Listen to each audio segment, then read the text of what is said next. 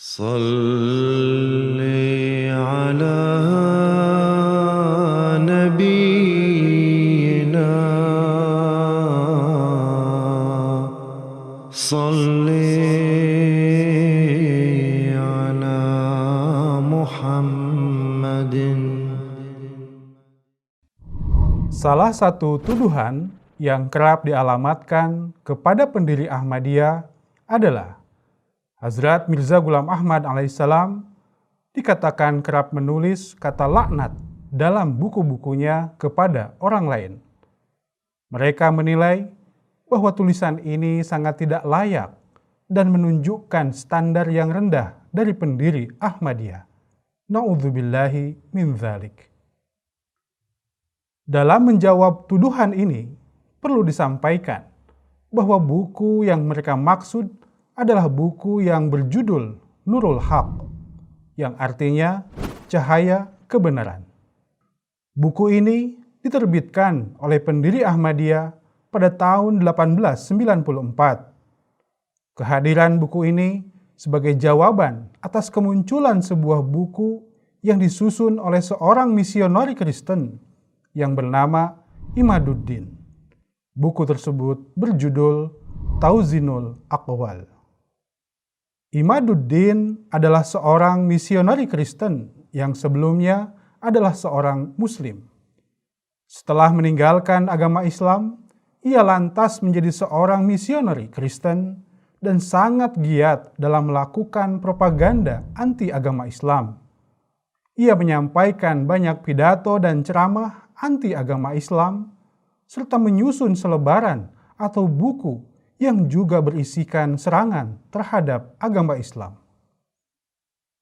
Hingga pada suatu hari, ia menulis buku berjudul Tauzinul Aqwal, yang tujuannya tiada lain untuk merendahkan agama Islam. Buku tersebut berisikan serangan dan caci makian yang amat buruk terhadap kesucian Al-Quran dan kemuliaan Rasulullah SAW. Bahkan pendiri Ahmadiyah menilai bahwa buku tersebut telah melewati batas-batas kepatutan, karena selain teramat kasar, buku tersebut berisikan hasutan untuk memusuhi agama Islam. Sedemikian rupa kasarnya caci makian dalam buku tersebut, beberapa surat kabar Hindu di India dan bahkan surat-surat kabar milik Kristen pun secara terbuka menulis bahwa buku ini adalah buku yang paling kasar dan sangat menghasut. Sampai-sampai mereka menulis bahwa jika terjadi kembali kericuhan antar agama seperti tahun 1857, maka hal itu disebabkan oleh tulisan dalam buku ini. Pendiri Ahmadiyah, Hazrat Mirza Ghulam Ahmad alaihissalam, mengingatkan Imaduddin untuk berhenti dari sikap buruknya terhadap Islam, Al-Quran, dan Rasulullah SAW. Dan jika hal itu tidak diindahkan, maka laknat Allah Subhanahu wa Ta'ala akan turun kepadanya. Tulisan laknat seperti ini berulang kali beliau sampaikan pada buku Nurul Haq. Jadi, dalam konteks inilah pendiri Ahmadiyah menggunakan kata laknat bagi sikap dan perilaku buruk Imaduddin. Al-Quran sendiri di beberapa tempat menggunakan kata laknat bagi mereka yang terus melakukan penentangan terhadap para nabiullah dan penentangan terhadap kebenaran.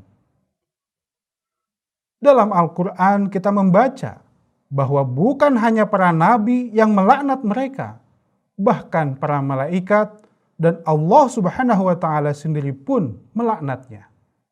Sebagai contoh, hal ini dapat kita lihat dalam Al-Quran, surah Al-Imran ayat 86 hingga 87. A'udzu billahi minasyaitonir rajim. Kaifa yahdillahu qauman kafaru ba'da imanihim wa syahidu annar rasula haqqun wa ja'ahumul bayyinat wallahu la yahdil qaumadh dhalimin. Ulaika jazaa'uhum anna 'alaihim la'natullahi wal malaikati wan nasi ajma'in. Bagaimana mungkin Allah akan memberi petunjuk kepada suatu kaum yang kafir setelah mereka beriman, dan mereka telah menjadi saksi pula bahwa Rasul itu benar, dan juga telah datang kepada mereka bukti-bukti yang nyata, dan Allah tidak memberi petunjuk kepada kaum yang aniaya. Mereka itulah orang-orang yang balasannya atas mereka adalah laknat Allah, malaikat, dan manusia seluruhnya. Kata laknat secara istilah bermakna kehilangan keberkatan dan karunia dari Allah Subhanahu wa Ta'ala. Al-Quran menggunakan kata ini tertuju kepada mereka yang kerap menolak kebenaran, memusuhi kebenaran, bahkan berupaya menghancurkan kebenaran dengan segala cara. Dan kata laknat tersebut sangat tepat bagi mereka, karena tindakan buruk mereka membuktikan telah hilangnya berkah dan karunia dari Allah Subhanahu wa Ta'ala. Yang tersisa dalam diri mereka adalah sifat-sifat syaitan yang selalu membenci kebenaran. Atas hal ini, maka menjadi jelas bahwa penggunaan kata laknat dalam buku tersebut adalah tepat dengan situasi dan kondisinya, bukan serta-merta mencaci maki orang lain tanpa alasan. Dan dalam catatan sejarah, kehadiran buku ini mendapatkan pujian dan dukungan dari para ulama Islam India saat itu. Karena buku ini hadir sebagai upaya pembelaan terhadap kemuliaan agama Islam, Al-Quran, dan Rasulullah Sallallahu Alaihi Wasallam.